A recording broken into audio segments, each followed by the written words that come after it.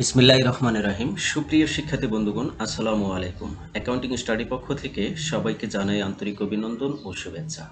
HSC অথবা একাদশ দ্বাদশ শ্রেণীর হিসাব বিজ্ঞান প্রথম পত্রে অধ্যায় ৯ আর্থিক বিবরণী আজকে আমরা ১৮ নম্বর ক্লাসে হাজির হয়েছি। তো ১৮ নম্বর ক্লাসেও আজকে একটা বোর্ড নিয়ে আলোচনা করব। আজকের আলোচনার বোর্ড হবে রাজশাহী, কুমিল্লা, চট্টগ্রাম ও বরিশাল ২০১৮। আমরা জানি ২০১৮ সালে মাত্র ২ সেট প্রশ্ন হয়েছিল, প্রত্যেকটা বোর্ড মিলে ৪টা বোর্ড মিলে একটা প্রশ্ন, বাকি ৪টা বোর্ড মিলে একটা প্রশ্ন। তো রাজশাহী, কুমিল্লা, চট্টগ্রাম, বরিশাল এই ৪টা বোর্ড মিলে যে কোশ্চেনটা হয়েছিল সেই কোশ্চেনের ক বিভাগের যে দুটি প্রশ্ন রয়েছে আর্থিক বিবরণীর বাধ্যতামূলক যে দুটো প্রশ্ন, সেই দুটো প্রশ্নের আজকে সমস্যাগুলো দেখব এবং তার সমাধান করব। আশা রাখি তোমরা আমার সাথেই থাকবে। তো বরাবরের মতো আজও আমি এস এম বেলাল হোসেন জয় তোমাদের সাথে রয়েছি। চলো শুরু করা যাক।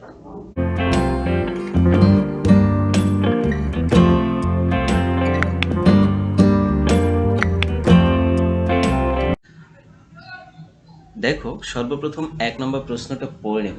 ২০১৭ সালে ৩১ ডিসেম্বর তারিখে কোয়ালিটি ট্রেডার্সের রেওয়া মিল নিম্নরূপ। কোয়ালিটি ট্রেডার্স এখানে সেবামূলক প্রতিষ্ঠান, সে হবে অফিস সরঞ্জাম, সাপ্লাইজটাকেই আমরা মনিহারি বলে থাকি। ভাড়া, নগদ তহবিল, মূলধন, অনুপার্জিত সেবায় মানে কারবারের দায় হিসেবে বিবেচিত হবে। সেবা আয় এটা আয় হিসেবে বিবেচিত হবে। কমিশন আয় এটাও আয়। বিজ্ঞাপন খরচ, বেতন এটাও খরচ। পঞ্জীভূত অবচয় অফিস সরঞ্জামের উপর ২৫,০০০ টাকা।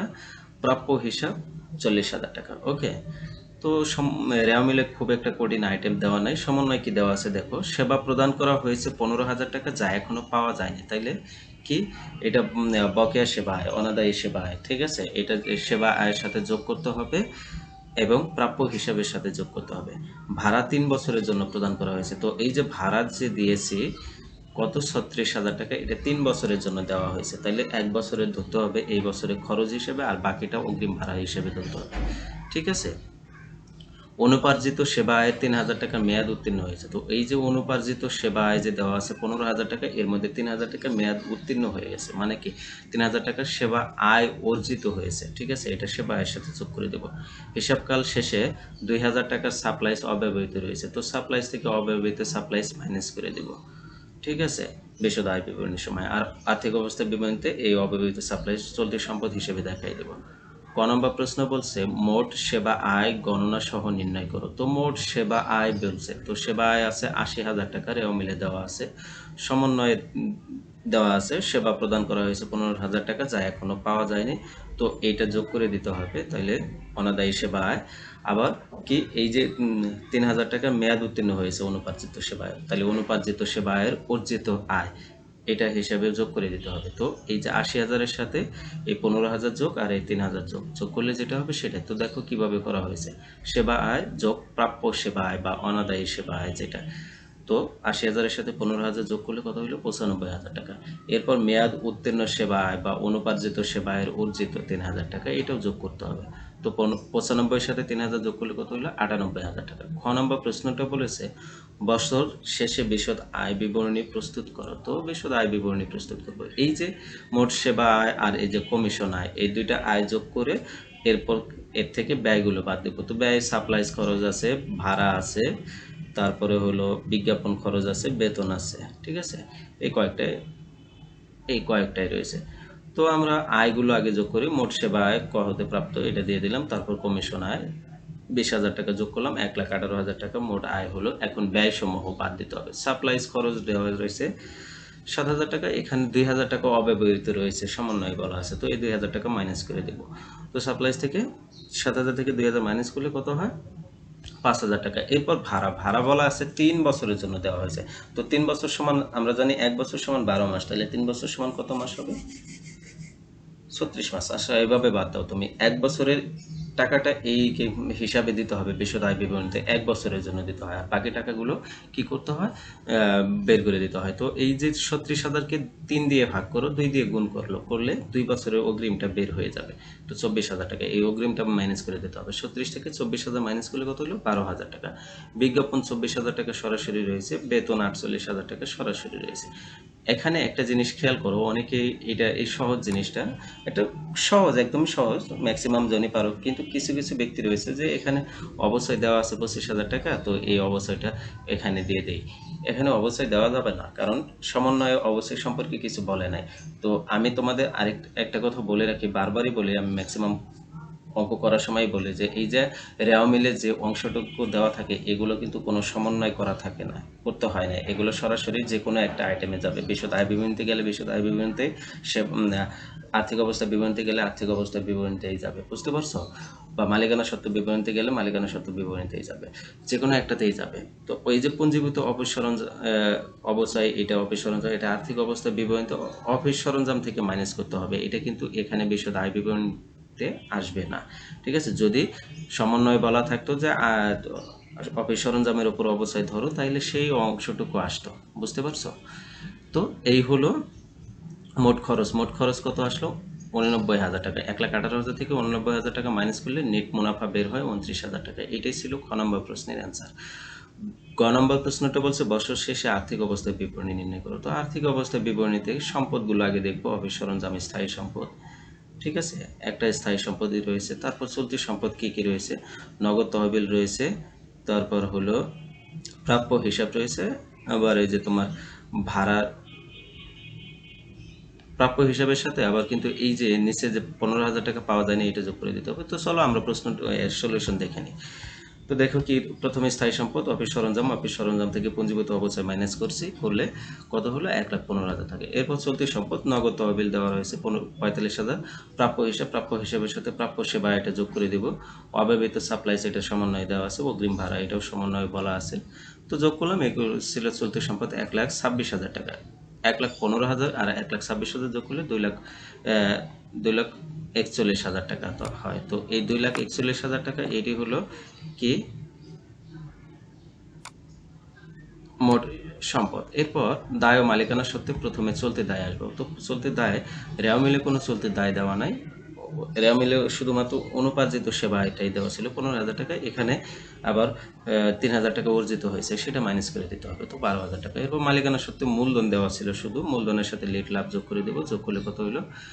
2,29,000। তো 12,000 আর 2,29,000 যোগ করলে 2,41,000। তো দায় মালিকানা সত্ত্বে 2,41,000, মোট সম্পদে 2,41,000 মিলে গেছে। ঠিক আছে, আর্থিক অবস্থার বিবরণী মিলে গেছে। এটাই 1 নম্বর প্রশ্নের সমাধান ছিল। 2 নম্বর প্রশ্নটা একটু পড়ে দেখি আমরা কি বলেছে। চৌধুরী ট্রেডিং এর 2017 সালে 31 ডিসেম্বর তারিখে রেওয়া মিলটি নিম্নরূপ: প্রারম্ভিক মজুত পণ্য, পণ্য ক্রয় ও বিক্রয় দেওয়া আছে, বিক্রয় ফেরত দেওয়া আছে, উত্তোলন ও মূলধন দেওয়া আছে। তো উত্তোলন 10,000, মূলধন 2,000, মজুরি দেওয়া আছে 8,000। মজুরি, ক্রয়, পরিবহন এই দুইটাই প্রত্যক্ষ খরচ, বিক্রিত পণ্যের ব্যয়ের মধ্যে যাবে। প্রাপ্য হিসাব, প্রদেয় হিসাব, বিক্রয় বাট্টা বিক্রয় থেকে মাইনাস হবে। আসবাবপত্র কি হবে? 1,60,000 টাকা, এটা স্থায়ী সম্পদ। বিক্রয়, পরিবহন এটা পরিচালন ব্যয়ে যাবে। বেতন ব্র্যাকেটে 10 মাস দেওয়া আছে, দ্যাটস মিন 2 মাসের বকেয়া রয়েছে। তো 20,000কে 10 দিয়ে ভাগ করবো, 2 দিয়ে গুণ করবো, 4,000 টাকা হবে, 4,000 টাকা বকেয়া। ঠিক আছে, সমন্বয় কি বলা আছে দেখো। সমাপনী মজুত পণ্য মূল্যায়ন করা হয়েছে 50,000 টাকা, যার মধ্যে 3,000 টাকা 3,500 টাকার বিক্রিত পণ্য অন্তর্ভুক্ত রয়েছে। তো এই 3,500 টাকা অলরেডি বিক্রয় করা হয়ে গেছে, এইটা কিন্তু সমাপনী মজুত পণ্যের মধ্যে আর দেখানো যাবে না, সমাপনী মজুত পণ্য থেকে মাইনাস করে দিতে হবে, কারণ এটার মালিকানা তো আর তুমি নাই, এটার মালিকানা যে ক্রয় করছে সে। ঠিক আছে, সে হয়তো বা তোমার প্রতিষ্ঠান থেকে এখনো মালটা নিয়ে যায়নি, কিন্তু নিয়ে যাবে তো। মালিক নিজ প্রয়োজনে 3,000 টাকা পণ্য গ্রহণ করেছে, যা হিসাবভুক্ত হয়নি, ক্রয় থেকে মাইনাস করতে হবে, উত্তোলনের সাথে যোগ করতে হবে। নিম্নমানের জন্য সরবরাহকারীকে 2,000 টাকা পণ্য ফেরত প্রদান করা হয়েছে, যা হিসাবভুক্ত হয়নি। তাইলে কি প্রাপ্য হিসাব, প্রদেয় হিসাব থেকে মাইনাস করতে হবে, আবার কি করতে হবে? ক্রয় থেকেও মাইনাস করতে হবে। নেট ক্রয় ও নেট বিক্রয়ের পরিমাণ নির্ণয় করো। তো নেট ক্রয়, বিক্রয়, শুধু বিক্রয় থেকে বিক্রয় বারটা বাদ দেব, আগে নেট ক্রয়টা আগে বের করে নিই। তো পণ্য ক্রয় দেওয়া আছে 1,42,000 টাকা, পণ্য উত্তোলন ছিল 3,000 টাকা, মাইনাস করে দিয়েছি 1,39,000 টাকা। এখন ক্রয় ফেরত দেওয়া আছে 2,000 টাকা। এই ক্রয় ফেরত এখানে বলা আছে, ঠিক আছে, সরবরাহকারীকে ফেরত প্রদান থাকলে ক্রয় ফেরত, আর প্রাপ্তি থাকলে বিক্রয় ফেরত, এটা মনে রাখবা। ঠিক আছে, আবার সরবরাহকারী যে সরবরাহ করে, ঠিক আছে, মানে যে সরবরাহ করে সে তোমার কাছে বিক্রেতা। ঠিক আছে, তোমার কাছে বিক্রেতা মানে কি? তুমি তার কাছ থেকে ক্রয় করছো, বুঝতে পারছো? এটা বুঝতে হবে। তো নেট ক্রয় ছিল কত? 1,37,000। এরপর বিক্রয়, পণ্য ফেরত দেওয়া আছে কত? পণ্য বিক্রয় দেওয়া আছে 2,10,000, বিক্রয় ফেরত দেওয়া আছে 5,000, বিক্রয় বাট্টা দেওয়া আছে 2,000। বিক্রয় ফেরতটা কোথায় দেওয়া আছে? হ্যাঁ, বিক্রয় ফেরত দেওয়া আছে 5,000, বিক্রয় বারটাও দেওয়া আছে, তো মাইনাস করে দেবো। বিক্রয় ফেরত, বিক্রয় বারটা মাইনাস করলে কত হলো? 2,03,000 টাকা। তো নেট বিক্রয় বের হয়ে গেল। খ নম্বর প্রশ্ন বলেছে বছর শেষে একটি আয় বিবরণী তৈরি করে নিব। তাইলে নেট বিক্রয় থেকে বিক্রিত পণ্যের ব্যয় বাদ দেবো। বিক্রিত পণ্যের ব্যয়ের মধ্যে কি কি আসবে? প্রারম্ভিক মজুত পণ্য আসবে, মজুরি আসবে, ক্রয় পরিবহন আসবে, এই তিনটাই আসবে। এখান থেকে আবার কি করতে হবে? সমাপনী মজুত পণ্য মাইনাস করতে হবে, করলে মোট লাভ বের হবে। এরপর পরিচালন ব্যয় মাইনাস করব। পরিচালন ব্যয়ের মধ্যে আছে কি কি? বিক্রয় পরিবহন আছে, তারপর হলো বেতন দেওয়া আছে, আর কিছু দেওয়া নাই মনে হয়। তো আমরা দেখে নিই। নেট বিক্রয় কত? 2,03,000 টাকা বাদ বিক্রিত পণ্যের ব্যয়। প্রারম্ভিক মজুত পণ্য 30,000, নেট ক্রয় 1,37,000, মজুরি 8,000, ক্রয় পরিবহন 10,000, যোগ করলে 1,85,000 টাকা হয়। এখান থেকে সমাপনী মজুত পণ্য 50,000, এখানে আবার বিক্রিত পণ্য রয়েছে 3,500, এটা যোগ করে মাইনাস করে দেবো। তো 46,500, 1,85,000 থেকে 46,500 মাইনাস করলে 1,38,500 হয়। 2,03,000 থেকে 1,38,500 মাইনাস করলে 64,500 হয়। এটি হলো মোট লাভ। এরপর পরিচালন ব্যয় বাদ দেব। পরিচালন ব্যয় বেতন দেওয়া আছে 20,000 টাকা, এরকম বকেয়া যোগ করতে হবে 4,000 টাকা, 24,000 টাকা হবে। বিক্রয় পরিবহন 5,000 টাকা, এই দুইটাই ছিল।